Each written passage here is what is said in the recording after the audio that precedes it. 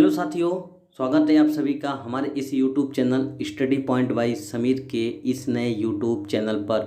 मेरे साथियों, रोज़ की तरह आज मैं फिर आप सभी के सामने एक नए टेस्ट सीरीज को लेकर उपस्थित हुए हैं।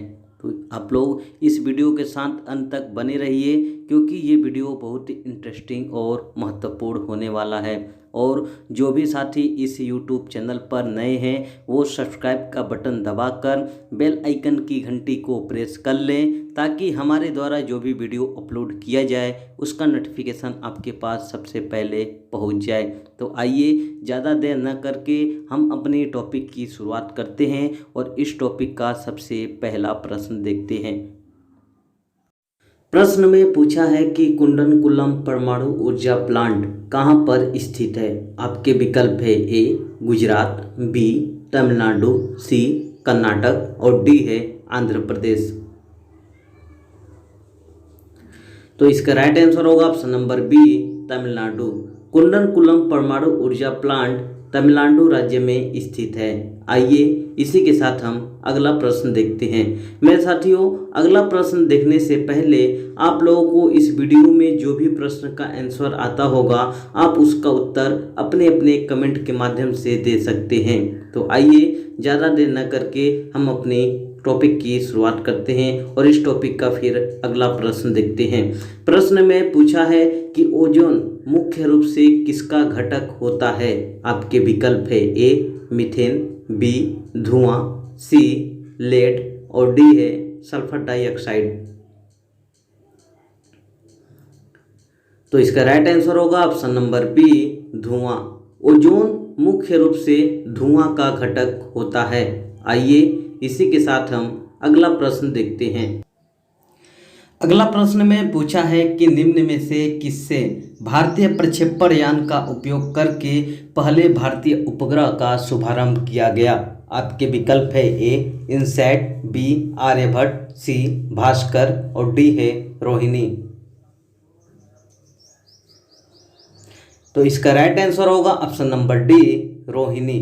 रोहिणी भारतीय प्रक्षेपण यान का उपयोग करके पहले भारतीय उपग्रह का शुभारंभ किया गया था। आइए इसी के साथ हम अगला प्रश्न देखते हैं। अगला प्रश्न में पूछा है कि सौरोलॉजी का अध्ययन किया जाता है। आपके विकल्प है ए मच्छर, बी छिपकली, सी तिलचट्टा और डी है सांप।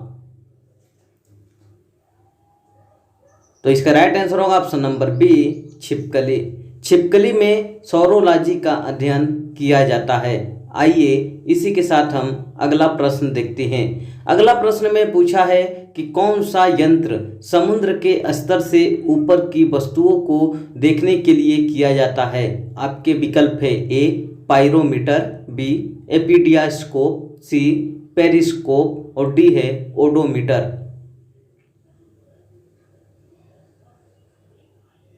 तो इसका राइट आंसर होगा option number C periscope. Periscope यंत्र की मदद से समुद्र के स्तर से ऊपर की वस्तुओं को देखने में उपयोग किया जाता है। आइए इसी के साथ हम अगला प्रश्न देखते हैं। अगला प्रश्न में पूछा है कि निम्न में से किसे भारत और पाकिस्तान के बीच की सीमा माना जाता है। आपके विकल्प है ए सीमांत रेखा, बी आर्थर नीसे रेखा, सी मेसन डिक्सन रेखा और डी है रेडक्लिफ रेखा। तो इसका राइट आंसर होगा ऑप्शन नंबर डी रेडक्लिफ रेखा।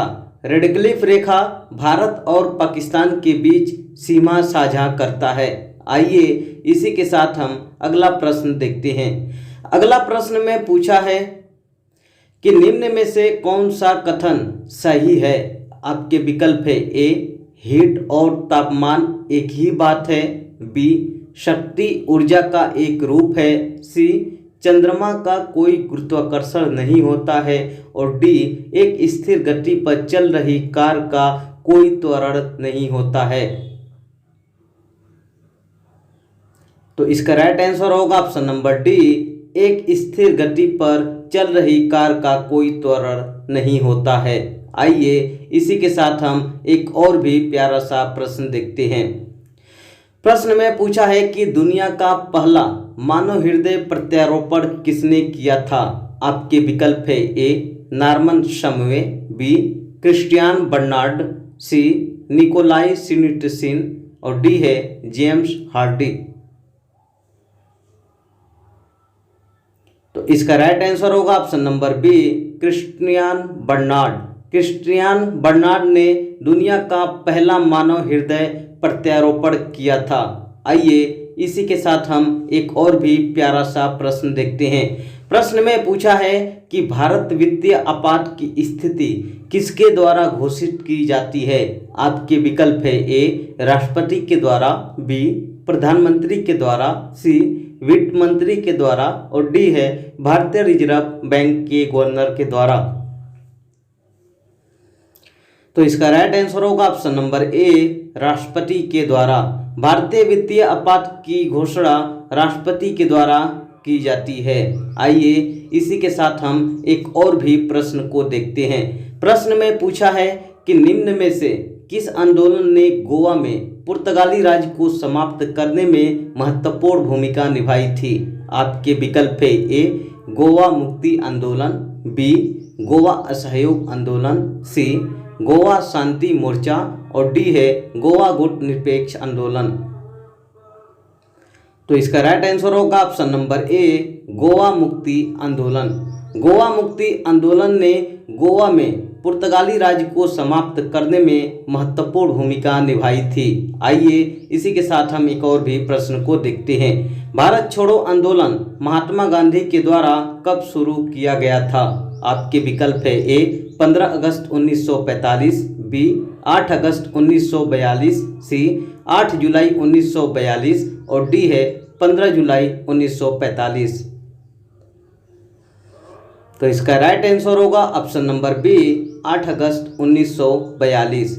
8 अगस्त 1942 को भारत छोड़ो आंदोलन महात्मा गांधी के द्वारा शुरू किया गया था।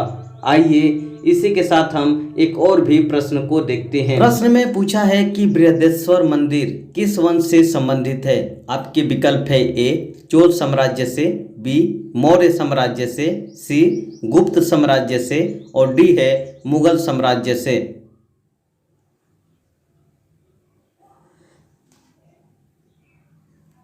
तो इसका राइट आंसर होगा ऑप्शन नंबर ए चोल साम्राज्य से।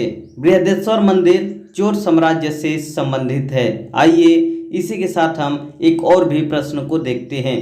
प्रश्न में पूछा है कि हाल ही में भारत और किस देश के बीच द्विपक्षीय वार्षिक शिखर सम्मेलन का आयोजन किया गया। आपके विकल्प है A Australia, B Singapore, C Japan और डी है यूक्रेन। तो इसका राइट आंसर होगा ऑप्शन नंबर सी जापान। हाल ही में भारत और जापान के बीच द्विपक्षीय वार्षिक शिखर सम्मेलन का आयोजन किया गया है। आइए इसी के साथ हम अगला प्रश्न देखते हैं। प्रश्न में पूछा है कि निम्न में से कौन सा भारत का सबसे बड़ा रेगिस्तान है। आपके विकल्प है ए थार रेगिस्तान, बी काराकोरम रेगिस्तान, सी गोबी रेगिस्तान और डी है कच्छ रेगिस्तान। तो इसका राइट आंसर होगा ऑप्शन नंबर ए थार रेगिस्तान। थार रेगिस्तान भारत का सबसे बड़ा रेगिस्तान के रूप में जाना जाता है। आइए इसी के साथ हम अगला प्रश्न देखते हैं। प्रश्न में पूछा है कि एडीएच का पूरा नाम क्या है। आपके विकल्प है A anti diuretic hormone, B acidic diuretic hormone, C adhesive diuretic hormone और डी है एडहेसिव डबल हार्मोन। तो इसका राइट आंसर होगा option number A anti diuretic hormone. ADH का पूरा नाम एंटी डायूरेटिक हार्मोन होता है। आइए इसी के साथ हम एक और भी प्यारा सा प्रश्न देखते हैं। निम्न में से भिन्न या असंगत को चुने। आपके विकल्प है ए एक्वामारिन, बी टोपाज, सी मणिक और डी है सोना। तो इसका राइट आंसर होगा ऑप्शन नंबर डी सोना। सोना इन तीनों में भिन्न है क्योंकि सोना जो होता है वो पृथ्वी पर मूल अवस्था में पाई जाती है। आइए इसी के साथ हम एक और भी प्रश्न को देखते हैं। प्रश्न में पूछा है कि विश्व वानिकी दिवस कब मनाई जाती है। आपके विकल्प है ए 8 फरवरी, बी 8 मार्च, सी 16 मार्च और डी है 21 मार्च। तो इसका राइट आंसर होगा ऑप्शन नंबर डी 21 मार्च। विश्व वानिकी दिवस हर साल 21 मार्च को मनाई जाती है। आइए इसी के साथ हम एक और भी प्रश्न को देखते हैं। प्रश्न में पूछा है कि निम्न में से किसमें मनुष्य का अध्ययन होता है। आपके विकल्प है A archaeology, B archaeozoology, B C anthropology, D है एंड्रोलॉजी। तो इसका राइट आंसर होगा ऑप्शन नंबर सी एंथ्रोपोलॉजी। मनुष्य का अध्ययन एंथ्रोपोलॉजी के अंतर्गत किया जाता है। आइए इसी के साथ हम एक और भी प्रश्न को देखते हैं। प्रश्न में पूछा है कि अनिर्बाण लाहिरी किसके साथ जुड़ा हुआ है। आपके विकल्प है A shooting, B golf, C मुक्केबाजी, डी तैरना। तो इसका राइट आंसर होगा option number B golf. Anirban Lahiri golf खेल से संबंधित है। आइए इसी के साथ हम इस वीडियो का आखिरी और अंतिम प्रश्न यानी कि प्रश्न नंबर 20 को देखते हैं। प्रश्न नंबर 20 में पूछा है कि सबसे बड़ी मानव कोशिका कौन सी है। आपके विकल्प है ए जिगर, बी प्लीहा, सी त्वचा और डी है ओवम। तो इसका राइट आंसर होगा ऑप्शन नंबर डी ओवम। सबसे बड़ी मानव की कोशिका ओवम है। इस तरह से यह मेरा 20 प्रश्न समाप्त होता है। आप लोगों को ये वीडियो कैसा लगा।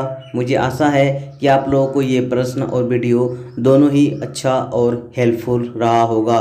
तो ऐसा ही वीडियो पाने के लिए आप हमारा यूट्यूब चैनल को सब्सक्राइब करें और उस साथ में बेल आइकन की घंटी को भी प्रेस कर लें ताकि हमारे द्वारा जो भी वीडियो अपलोड किया जाए उसका नोटिफिकेशन आपके पास सबसे पहले पहुंच जाए।